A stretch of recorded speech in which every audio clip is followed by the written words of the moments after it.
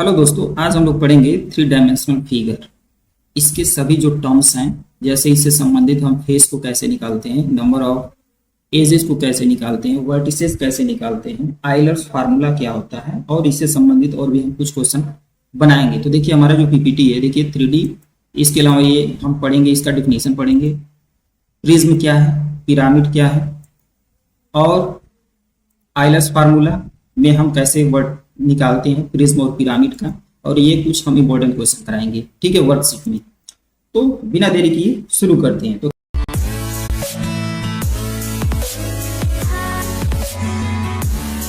Three dimensional figure क्या होता है? 3D पिक्चर्स एक तरह से वह सॉलिड फिगर होता है, मतलब 3D पिक्चर सॉलिड फिगर भी कहते हैं। इसमें क्या होता है, इसमें लेंथ, ब्रेथ और थिकनेस होता है, या हाइट कर सकते हैं, मोटाई कर सकते हैं, या कह सकते हैं वह शेप, वह आकार या वह फिगर जो स्पेस में कुछ जगह घेरता है, एक अमाउंट ऑफ स्पेस कवर करता है, तो वह three dimension figure. It can not be adopted in a plane में ये अडॉप्ट नहीं किया जा सकता है, ठीक है। तो यहाँ पे देखिए, ये जो होता है 3D पिक्चर, इसको बांटा गया है दो कैटेगरी में, राइट। दो कैटेगरी में बांटा गया है। दोनों कैटेगरी देखिए, एक होता है पॉलीहेड्रन, एक होता है नॉन पॉलीहेड्रन। पॉलीहेड्रन जो होता है, मतलब एक तरह से कह सकते हैं कि एक ऐसा सॉलिड जिसका आउटर फेस क्या हो, केवल एक तरह से कह सकते हैं पॉलीगन। क्या हो? पॉलीगन, एक बहुभुज हो। जैसे मान लीजिए क्यूब, क्यूबाइड, पिरामिड, ठीक है, प्रिज्म, ये दीज आर एग्जांपल्स ऑफ क्या है, एक तरह से कह सकते हैं पॉलीहेड्रन, ठीक है।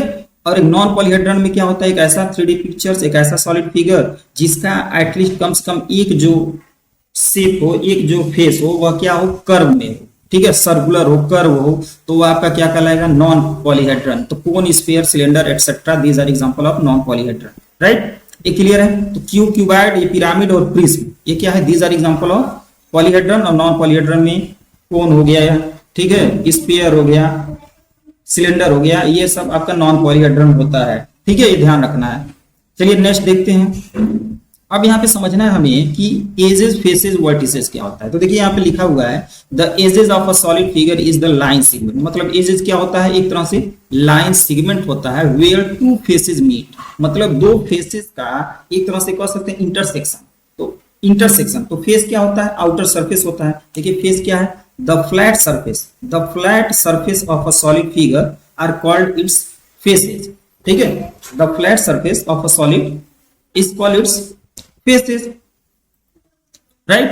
तो यहां पे क्या होगा, जो आउटर सरफेस होता है वो आपका फेस हो गया।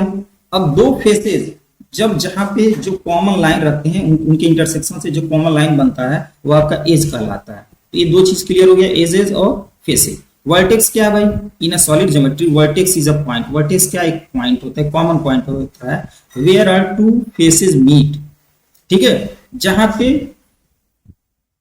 Where are more faces meet, या यहाँ पे एक तरह से ये भी कह सकते हैं, बेस्ट रहेगा, वर्टेक्स वास्तव में जैसे थ्री, ठीक है, थ्री जो लाइन, थ्री एजेस जो होता है, जिस पॉइंट पे मिलता है थ्री और मोर एजेस, वो आपका जो कॉर्नर पॉइंट होता है वही वर्टेक्स कहलाता है। चलिए फिगर में समझ लेते हैं। यहाँ पे देखिए, यह आपका जो है ये फेस, देखिए यहाँ पे ये जो आउटर सरफेस है ये फेस, ये आपका ये क्या है, यहाँ पे देखिए ये एक लाइन है, ये तीन एटलीस्ट है, ये वर्टेक्स हो गया।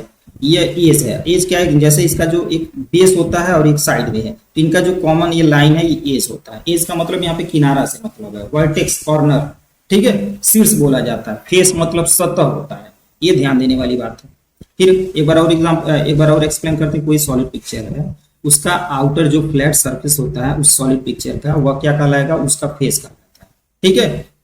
और जो एक तरह से कॉमन लाइन सेगमेंट होता है, जहां पे दो फेसेस मिलते हैं, ठीक है, वह एज बनाता है, ठीक है। और three or more line segment where meets, जहां पे three or more line segment जहां पे मिलते हैं, वह जो पॉइंट्स होगा वो वर्टेक्स का। क्लियर है?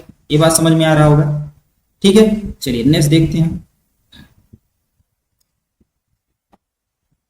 अब यहां पे हमें समझना है, ठीक है, जैसे मान लीजिए कि ये प्रिज्म है, प्रिज्म, दो चीजें, प्रिज्म।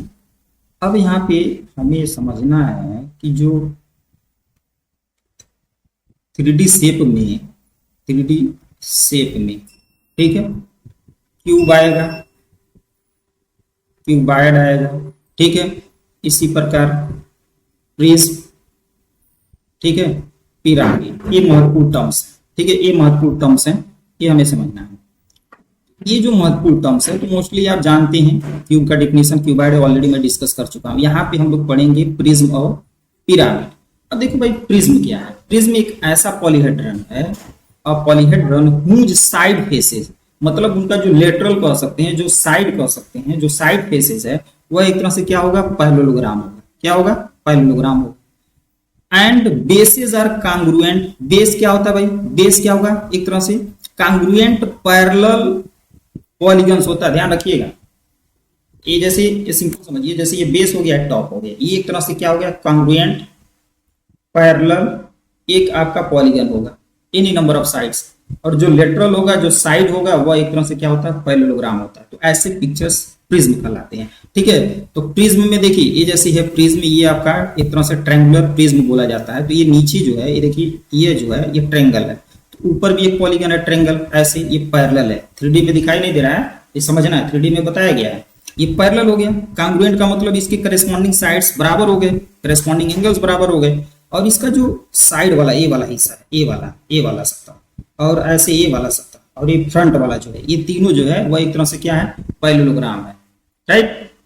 तो प्रिज्म में ट्रायंगुलर हो गया, रेक्टेंगुलर प्रिज्म हो गया, ठीक है। ये क्यूब भी एक तरह से प्रिज्म का एग्जांपल होता है, पेंटागोनल होता है, ठीक है।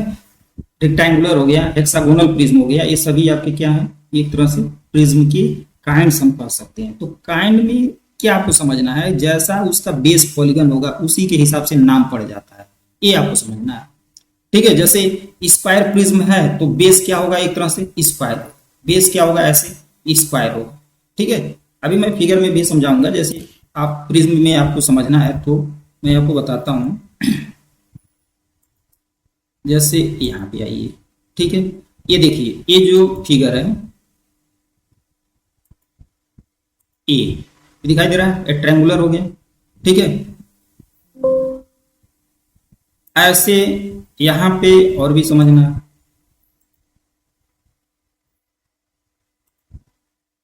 ये जो है, ये आपका एक तरह से देखिए, बेस क्या है इसमें? 5 है, तो ये पेंटागोनल प्रिज्म हो गया। तो ये 3D में आपको एकदम अच्छे से समझ में आना चाहिए कि ये कैसे हो रहा है, ठीक है। ये देखिए,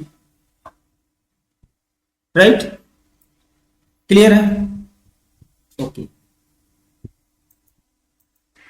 अब यहाँ पे ये सारी चीजें क्लियर हो गया। प्रिज्म समझना क्या है? एक ऐसा पॉलीहेड्रन जिसका लेटरल जो होगा, जो साइड होगा, वह एक पैरेललोग्राम होगा, और जो टॉप और बॉटम वाला जो होगा, वह एक तरह से कांग्रुएंट पैरेलल पॉलीगन्स होगा, ठीक है।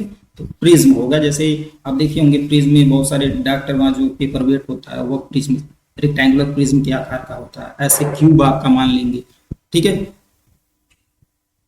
ओके, नेक्स्ट देखते हैं, पिरामिड। अब देखिए पिरामिड, पिरामिड क्या भाई? अब pyramid is a solid whose base is polygon, whose base is क्या होगा? पॉलीगन हो, of any number of sides, मतलब कितना हो नंबर ऑफ साइड्स का, उसका बेस जो होगा, बेस का मतलब ये नीचे वाला, ये वाला जो दिखाई दे रहा है, ये बेस है, ये वाला, ये बेस है, ठीक है। ये वाला जो फेसेस होगा वह बेस होगा। तो ये क्या होना चाहिए? एक बेस पॉलीगन होना चाहिए किसी भी नंबर ऑफ साइड का, ठीक है।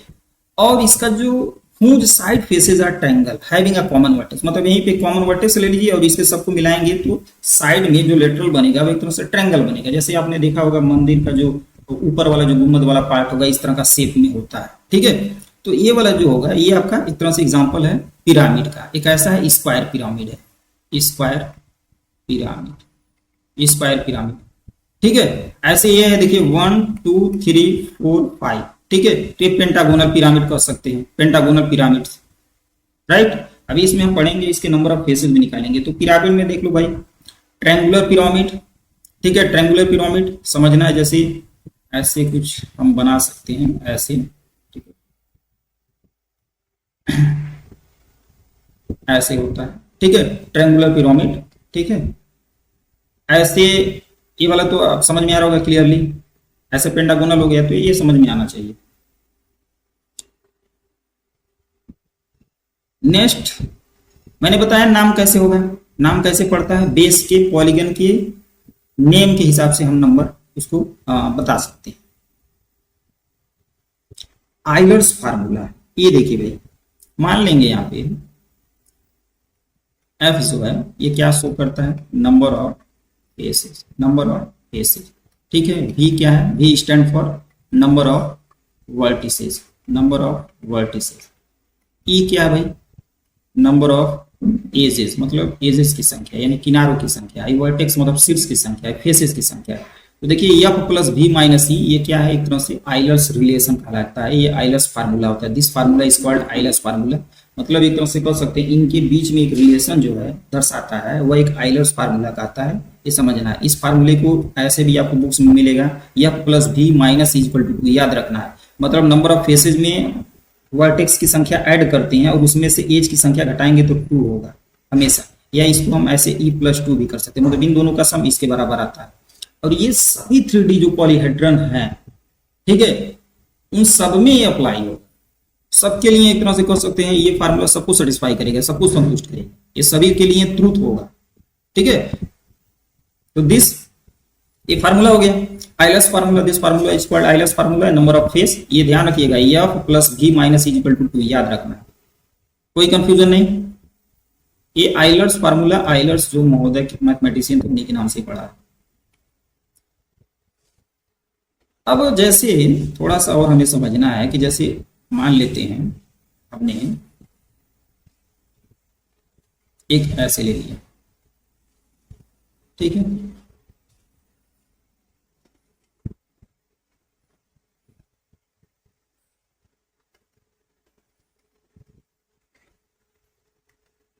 ऐसे कुछ है, मान लेते हैं, ठीक है।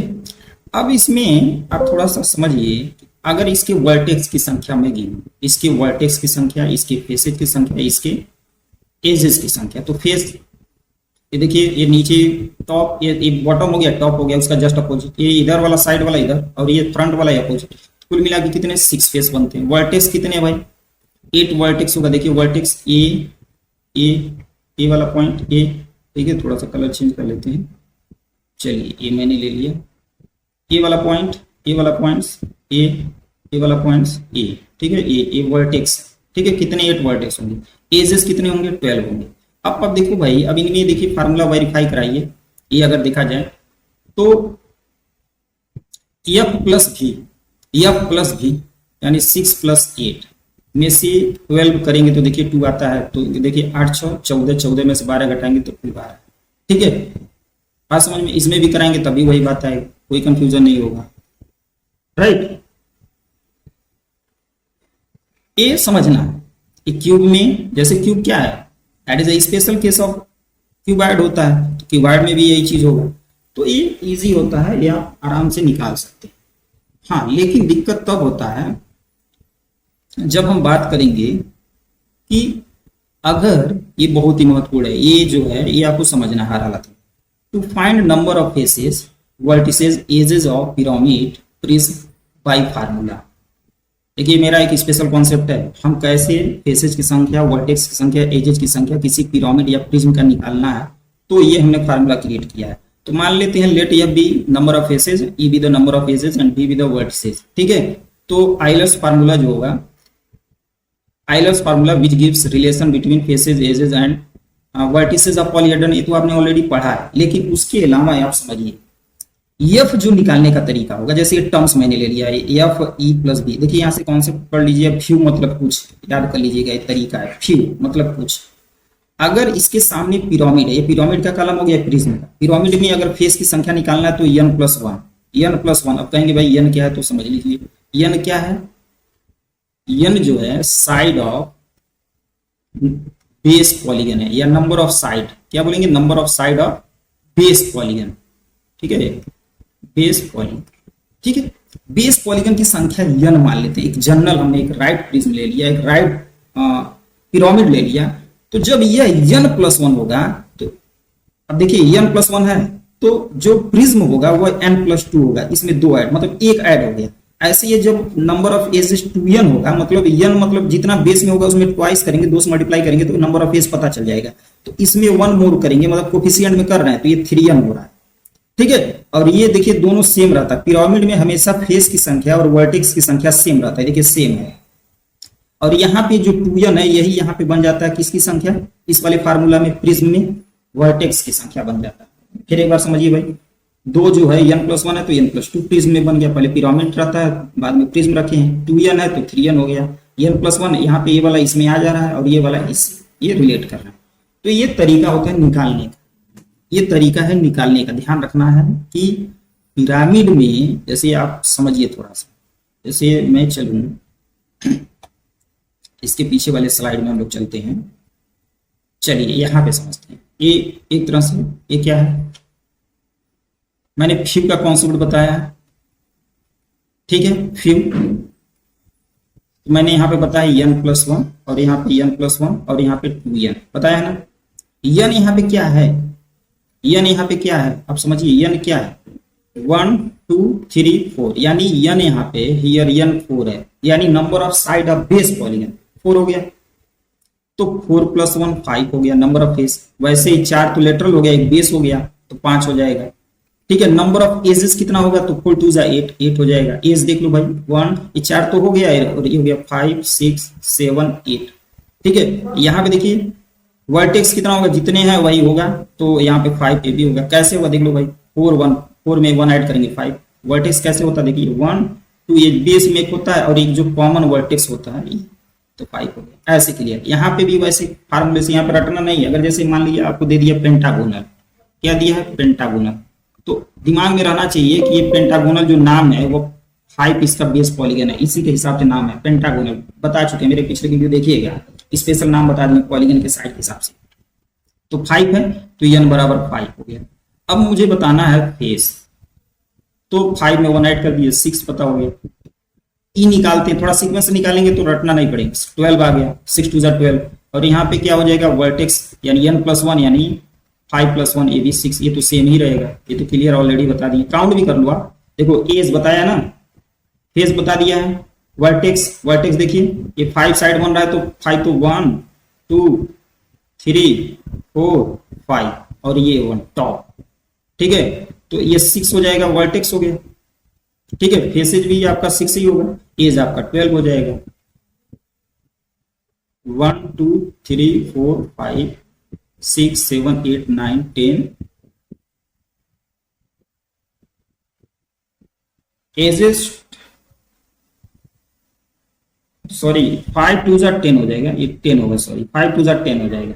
n है ना, 5 2 10 करेंगे उसे क्लियर होगा। चलिए नेक्स्ट देखते हैं। ये कॉन्सेप्ट क्लियर हो गया पूरी तरह से। अब ये मैं यहाँ पे वो मैंने जो फार्मूला बताया है, ये वाला जो चार्ट है पिछला, वो किसके लिए बताया है, प्रिज्म और पिरामिड के लिए, प्रिज्म और पिरामिड के लिए। तो यहाँ पे आपको समझना है कि ये क्या है, ये कैसा है, ट्रायंगुलर प्रिज्म है, ट्रायंगुलर प्रिज्म। काउंट कर भी सकते हैं, नहीं तो फार्मूला पे जाइए एक बार देख लेते हैं। ये देखिए क्या है फ्यू, याद रखिए फ्यू।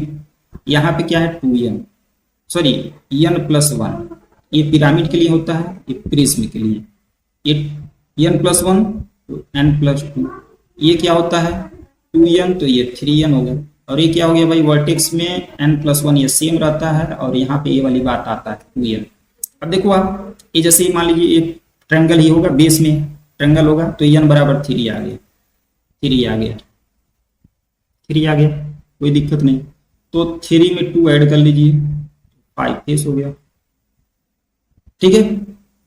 3 3 9 एज हो गया, 3 में 2 से मल्टीप्लाई 3 2 6 एज हो जाएगा, तो वर्टेक्स हो जाएगा। अब देखो गिन के आप चेक करो, जैसे 3 तो लेटरल हो गया फेस ट्रायंगुलर, ऐसे ऐसे ऐसे ऐसे 3, और टॉप और बॉटम 2 बढ़ जाएगा तो 5 हो गया। एजेस में देखो आप, देखो ये 3 3 3 मतलब 1 2 3 और नीचे भी 3 और 3 साइड वाला, ठीक है, तो 9 हो गया।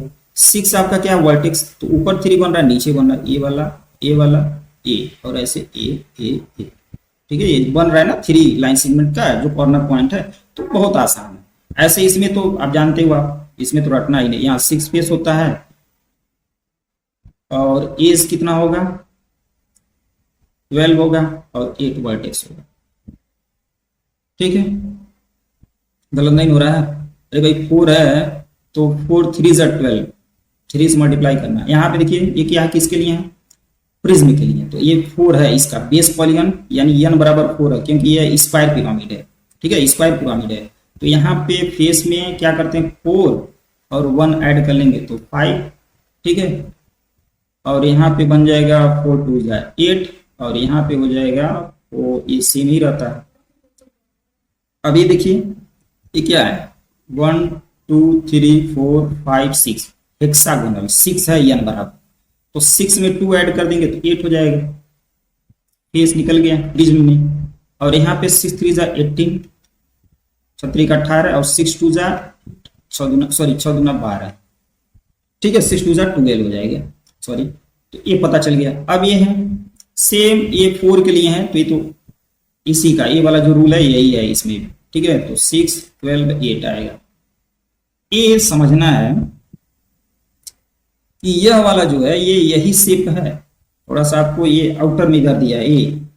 ठीक है, तो सेम यही चीज हो जाएगा, 5 8 5, कोई दिक्कत नहीं होगा। ठीक है, ये नीचे वाला कट रहा है, थोड़ा सा कट रहा है, जो भी होगा हम इसके हिसाब से इसी फार्मूले के तहत निकाल लेंगे, राइट। इसको भी मैं दिखा दे रहा हूं।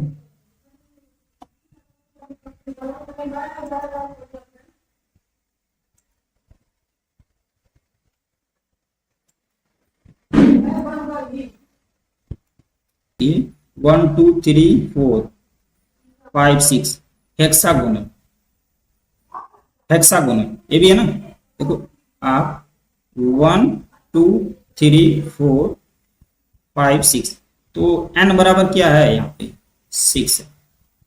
अब ये देखिए ये वाला जो था ये प्रिज्म है, और ये क्या है, पिरामिड है। ये कॉमन वर्टेक्स पे देखिए मिल रहा है, ये बताया ना इसका डिफिनीशन। तो n बराबर 6 है, तो 6 में 1 ऐड कर लीजिए, 7। 7 ही है तो 7 ये सेम होगा, वर्टेक्स सेम होगा। ठीक है, फेस और वर्टेक्स सेम होता है। और ये हो जाएगा 6 2 ज़ा 6 दूना 12। ठीक है, गिन के करिए चाहे इस तरह करिए, कोई दिक्कत नहीं है। आशा कर रहे हैं समझ में आ रहा होगा कॉन्सेप्ट। ठीक है, तो आपने क्या क्या समझा इसमें, कैसे हम फेस वर्टेक्स एजेस पिरामिड या प्रिज्म का निकालते हैं बाय फार्मूला। ठीक है, इसके अलावा आइलर्स फार्मूला मैंने बताया, रख लीजिएगा f प्लस v माइनस। अब यहाँ पे f v वाला मत लगाइएगा, ये ध्यान रखना e वाला जो टर्म्स है वो निगेटिव रहता है, e वाला जो टर्म्स होगा निगेटिव रहेगा, तब इधर आ रहा है तो पॉजिटिव होगा ना, ये ध्यान देना है। ओके, ये समझना है, राइट। इसके अलावा पिरामिड मैंने बताया, पिरामिड क्या है, तब बेस जो होता है एनी नंबर ऑफ साइड का एक पॉलीगन होगा, और कहीं यहाँ पे एक वर्टेक्स लीजिए, सबको वर्टेक्स से कनेक्ट कर देंगे, तो साइड जो होगा जो लेटरल होगा, ठीक है, वो एक ट्रायंगल होगा। ये मैंने डिफिनीशन के हिसाब से बताया है। प्रिज्म, प्रिज्म में क्या होता है, टॉप और बॉटम एक तरह से कांग्रुएंट, देखिए ये याद रखिए, कांग्रुएंट पैरेलल पॉलीगन्स होगा किसी भी नंबर ऑफ साइड का, कोई दिक्कत नहीं है। ठीक है, 4 5 का नाम है, उसके बाद होगा तो नाम नहीं, उसी के हिसाब से पढ़ जाता है, तो इनको हम स्पेशली पढ़ते हैं। और जो लेटरल होगा वो एक तरह से क्या होगा, एक तरह से पैरेललोग्राम, राइट। इसके काइंड्स मैंने बताया, और ये एजेस फेसेस वर्टिसेस ये भी क्लियर है, और ये मैंने ऑलरेडी समझा दिया है। ठीक है, आशा कर रहे हैं वीडियो अच्छा लगा होगा। वीडियो अच्छा लगे तो भाई इसे लाइक कीजिए, शेयर कीजिए, शेयर नहीं करते हैं आप, कमेंट कीजिए जिस पे आप वीडियो चाहिए, ये हर एक कंपटीशन के लिए महत्वपूर्ण होता है। ठीक है, मिलते हैं नेक्स्ट वीडियो में, तब तक के लिए बाय बाय। अगर ये पीडीएफ चाहते हैं इसका तो आप क्या करिए, कमेंट बॉक्स में लिखिए, तो मैं मेरे व्हाट्सएप जो है एक नंबर है, इस नंबर से आप जुड़ सकते हैं, 80 81 30 98 11, इस नंबर पर कनेक्ट होंगे तो वहाँ से पीडीएफ भी इसका मिल जाएगा, और यहाँ से इसे आप डाउनलोड कर सकते हैं और अपने तैयारी को अच्छा बना सकते हैं। ओके, मिलते हैं नेक्स्ट वीडियो में, तब तक के लिए बाय।